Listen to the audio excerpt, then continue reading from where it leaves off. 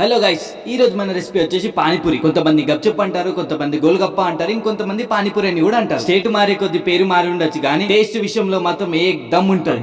ఏం రైపింగ్ లో చెప్పావురా. టైమ్స్ ఆఫ్ ఇండియా ప్రకారం ఈ పానీపూరి అనేది సౌత్ బిహార్ లో మగధ అనే విలేజ్ లో పుట్టిందంట. అక్కడికి వెళ్ళి పాకుట చెట్టుకున్న వేర్ల లెక్క అన్ని దేశాలకు పాకేసింది. బెల్లం చుట్టూ ఈగలాలినట్టు బండోన్ చుట్టూ కూడా అమ్మాయిలు అలానే ఉంటారా. సరే కానీ 250 గ్రాములు తెల్ల శనగల్ని ఒక 6 గంటలు నానబెడితే ఇట్లయితాయి. అరే నాకు ఐడియా వచ్చింది, మనం కూడా పానీపూరి పెట్టుకుందామా. శనగల్ని సీదా తీసుకెళ్లి కుక్కర్ లో వేసుకొని ఒక 1/2 లీటర్ నీళ్లు పోసుకోండి. అందులో 1/2 టీ స్పూన్ పసుపు, 1/2 టీ స్పూన్ ఉప్పు, మూత పెట్టుకొని మీడియం ఫ్లేమ్ లో ఒక 5 నుండి 6 విజిల్ పెట్టుకోండి. ఇది పానీపూరి బండ ఎట్లా బండిస్తా నడుపుకో. ఇంకా నేను చూపించిన విధానంగా ఉడకబెట్టుకొని సైడ్ పెట్టేసుకోండి. ఇప్పుడు ఒక కడాయిలో కొంచెం నూనె పోసుకోండి. అందులో 1/2 టీ స్పూన్ జీలకర్ర, అవి కొంచెం వేగగానే 150 గ్రాములు కీమా కొట్టిన ఉల్లిగడ్డను వేసుకోండి. ఉల్లిగడ్డలు వేగలోపు మీకు మంచి స్టోరీ చెప్తా. ఒక రోజు కుంతీదేవి ద్రౌపది గారికి ఒక బంగాళదుంప వంటకం మరియు ఒక చిన్న చపాతీని చేయడానికి సరిపడా గోధుమ పిండిని ఇచ్చి 5 యువరాజులు ఆకలితో ఉండకుండా చూసుకోమని చెప్పింది. అప్పుడే ద్రౌపది గారికి ఆలోచన వచ్చి పానీపూరి చేసి తినబెట్టిందంట. ఆ 5 యువరాజులు ఎవరో తెలిసిన వాళ్ళు ఉంటే కామెంట్ సెక్షన్ లో కామెంట్ చేసి చెప్పండి. చలో ఇక మన వీడియోలోకి వెళ్ళిపోదాం. ఉల్లిగడ్డలు కొంచెం వేగగానే కీమా కొట్టుకున్న గ్రీన్ చిల్లీ వేసుకొని కొంచెం వేగించుకుని దానితో పాటు 1 teaspoon ginger garlic paste వేసుకొని పచ్చి వాసన పోయేటట్టు కలుపుకోండి. అరే నువ్వు చెప్పిన స్టోరీ విన్న తర్వాత నా గొంతు నేనే పిసుకొని చచ్చిపోతా.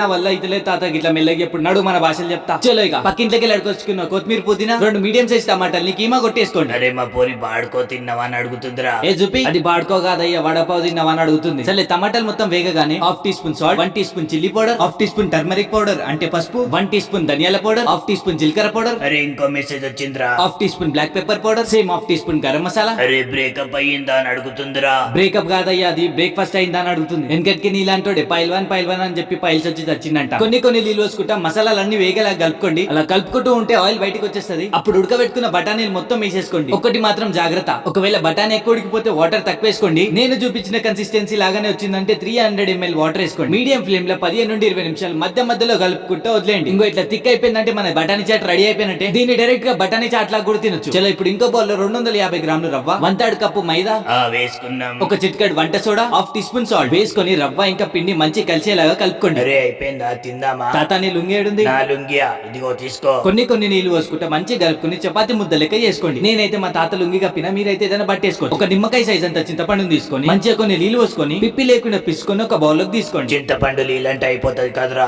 ఇప్పుడు మిక్సర్ జార్ లో ఒక పిడికెడు కొత్తిమీర, ఒక పిడికెడు పుదీనా, 3 నుండి 4 పచ్చిమిర్చి, 1 ఇంచ్ జింజర్ అంటే అల్లం, దానితో పాటు సగం నిమ్మకాయని విండి వేసేసుకోండి. సగం కప్పు నీళ్లు పోసుకొని మంచిగా పేస్ట్ కొట్టుకొని ఒక బౌల్ వేసుకోండి. అరే పానీపూరి నీళ్ళ ఇవి గవ్వే. తర్వాత 1/2 లీటర్ వాటర్ వేసుకోండి. వావ్ అయితే సూపర్. అందులో 1 teaspoon chilli powder, 1/2 teaspoon salt, 1/2 teaspoon cumin powder అంటే మన జీలకర్ర powder, 1/2 teaspoon black salt, ఈ రెసిపీకి మెయిన్ కీ రోల్ ఇది. తర్వాత 1 teaspoon black pepper powder అంటే మిరియాల powder, 1 teaspoon chaat masala మన భాషలో ఏమంటారో నాకైతే తెలియదు. తర్వాత పిసికి పెట్టుకున్న చింతపండుని మొత్తం వేసేసుకోండి. తర్వాత మంచిగా కలిపేసుకోండి. పానీపూరి మొత్తం తిన్న తర్వాత భయతోడ పానీదాలు అంటారు కదా, గివే నీళ్ళ 10 నిమిషాల తర్వాత మన పిండి మొత్తం ఇట్లా సాఫ్ట్ అయిపోతుంది. నేల మీద కొంచెం మైదా వేసుకొని రొట్టెలు చేసినట్టు సన్నగా చేయండి. ఇంకా పిండిని ఒకటి మాత్రం జాగ్రత్త, ఒకవేళ మీరు దొడ్డుగానే చేసుకొని పూరీ లెక్క కట్ చేసుకొని ఆయిల్ వేసుకుంటే మీ పూరీలు మాత్రం పొంగవు. తర్వాత అంటారు ఏమయ్యా శ్రీకాంత్ నువ్వు బాగానే చేసినావు మాకైతే వస్తలేదు అని. మీ దగ్గర ఇలాంటి కటోరా ఉంటే కటోరా, లేకుంటే కట్టర్ ఉంటే కట్టర్ తో పాటు మంచిగా కట్ చేసుకోండి. అరే కట్టర్ అంటే కటింగ్ ప్లేరా? కటింగ్ ప్లేర్ కాదయ్యా సామి, నీలాంటి అట్లేసుకొని పెంకలేదు కానీ 5 రోజు పెళ్లి దిన ముందు రండి అన్నాడంట. సర్లే ఇట్లా అన్ని కట్ చేసుకొని వేడి నూనెలా ఒకటి పూరీలు వేసుకోండి. మధ్యలో కిందకి పైన ఇట్లా పడేస్తూ ఉండాలి. అరే కింద పడేసుకోవాలా? నీ అవ్వ నడుములదంతే 4 చూసుకోవాలి. ఊకే మధ్యలో వచ్చినావు అనుకో, మనం పూరీలు ఎట్లయితే దేవుకుంటామో సేమ్ అట్లనే దేవుకోండి. ఇట్లా బంగారం కలర్ రాగానే తీసి సైడ్ పెట్టేసుకోండి. అరే సేమ్ ఆలుగడ్డలు లెక్కనే ఉన్నాయిరా. ఏ భగవాన్ ప్లీజ్ మా తాత నూరికి ఒక టేప్ అయ్యవా. మిగతా పూరీలను కూడా సేమ్ అట్లనే చేసుకోండి. ఇప్పటి నుండి భయ్యతోడ ప్యాజాలు అని అడగాల్సిన అవసరమే లేదు. ఫ్రీ టైం ఉన్నప్పుడు మీరే ఇంట్లో కూర్చొని ఏదో ఒక రోజు ఈ రెసిపీ ట్రై చేయండి. ప్లీజ్ గైస్ సర్కప్రైజ్ చేసుకోండి. సర్కప్రైజ్ తాతో సబ్స్క్రైబ్ చేసుకోండి, పక్కన గంట సింబల్ ఆన్ చేసుకోండి. చలో నడు తాత తిందాం పోయి. మేము ఉంటున్నాం ఇక బాయ్.